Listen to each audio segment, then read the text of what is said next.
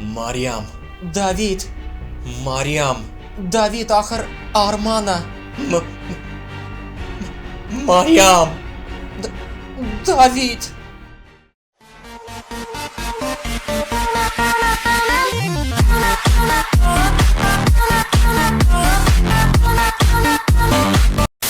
Բախտաբեր Սերիալ, որը եկավ փոխարինելու հարազատ թշնամուն։ Իսկ որին էր փոխարինում հարազատ թշնամին։ Իհարկե, դժվար ապրուստին։ Իսկ որին էր փոխարինում դժվար ապրուստը։ Երևի դժբախտ երջանկությանը։ Իսկ դա մեր հավաստի տվյալներով առաջին հայկական հեռուստասերիալն էր։ Սերիալ, որը ոչնչով չի տարբերվում իր նախնիներից։ Իհարկե, սցենարային առումով։ Դա մի սիրո պատմություն է մարդկային փոխհարաբերությունների, որտեղ մի աղջիկ սիրելով մի տղայի ամուսնանում է մեկ այլ տղայի հետ, որպեսզի կարողանա պահպանել իր գոյությունը։ Այսինքն ստաբիլ հայկական սցենար։ Արման, չեմ ուզում տուն գնամ։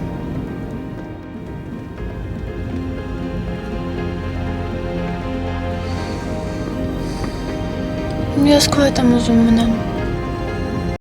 Եվ ես իհարկե զարմանք եմ ապրում, երբ տեսնում եմ, թե ինչպես են իմ կողմից սիրված դերասանները խաղում նման հեռուստասերիալում։ Նրանց մեջ են օրինակ Սոս Ջանիբեկյանը, Հարություն Մովսիսյանը, Սոֆի Դևոյանը։ Իհարկե դերասանների մեծ մասը շատ լավ են կատարում իրենց առաջադրանքը, սակայն դա էլ չի խանգարել, որպեսզի մեր ամենասիրելի հեռուստասերիալում տեղ գտնեն բազմապիսի կիքսեր։ Օրինակ, էպիզոդներից մեկում վերևի մասում շատ պատահական մենք տեսնում ենք միկրոֆոնը, որի վրա էլ ձայնագրվում է իհարկե դերասանների ձայնը։ Եվ հենց այդ կադրում էլ տեղի է ունենում մի հրաշալի դիալոգ, նմանը չունեցող աշխարհում, եւ որը մենք հիմա մեծ սիրով ձեզ կներկայացնենք։ Բայց այսօր դժվար է գա ինքը։ Իսկ ինքը ստեղ ապրում։ Իրանց տները մի քիչ վերևն է, բայց Անդոյին դժվար է տեսնեք։ Ինչի՞։ Բայց չգիտեք, բռնել են Անդոյին։ Ոնց, ինչի համար, ինչ արել։ Մարդ է գցել տակը, խմած, այդ մարդն է մահացել։ Մարդ է գցել տակը։ Հարց. ինչի տակ է նա մարդ գցել։ A. իր տակը, B. հորքուրի մարդու տակը եւ G. մեքենայի տակ։ Ընտրեք ամենախելամիտ պատասխանը։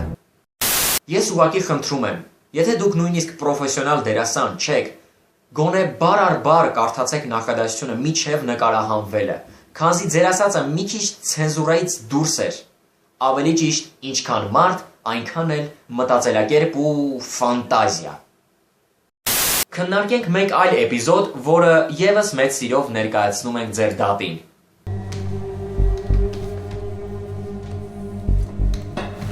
Ֆլոպիկ։ Նստեք, հիմա կվերջացնեմ։ Ֆլոպիկ, դուք էլ լսեցիք, ասեց ֆլոպիկ։ Այ մարդ, այդ անտերը արդեն հնացել է։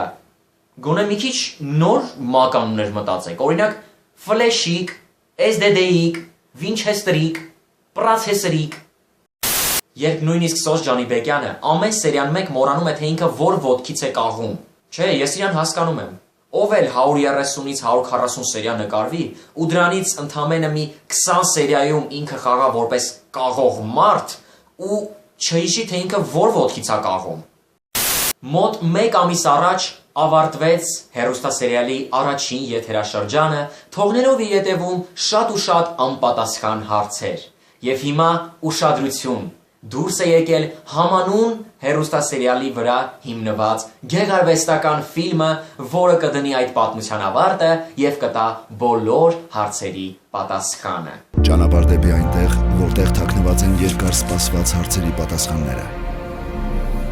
Ինչն է ստիպում սպանել։ Ում է պատկանում Մարիամի սիրտը եւ երեխան։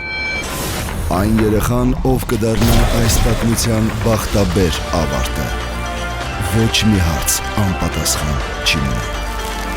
Հոկտեմբերի 8-ից բախտաբեր գեղարվեստական ֆիլմում։ Բոլոր կինոթատրոններում։ Ժողովուրդ, ես ձեզ ուղղակի խրախուսում եմ, գնացեք, առեք տոմսերը, դիտեք, հասկացեք վերջի վերջով ոնց վերջացավ այս անտերը։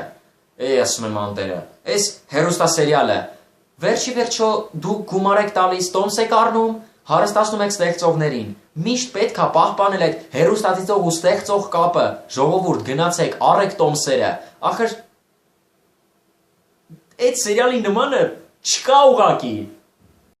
Իր անձնագրի պատճենխի ամոթոտ։ Գոր ինձ հարցեր մի տվեք, արդեն սկսում եմ ներվայնանալ։ Ժորդ, լավ, մի րոպե։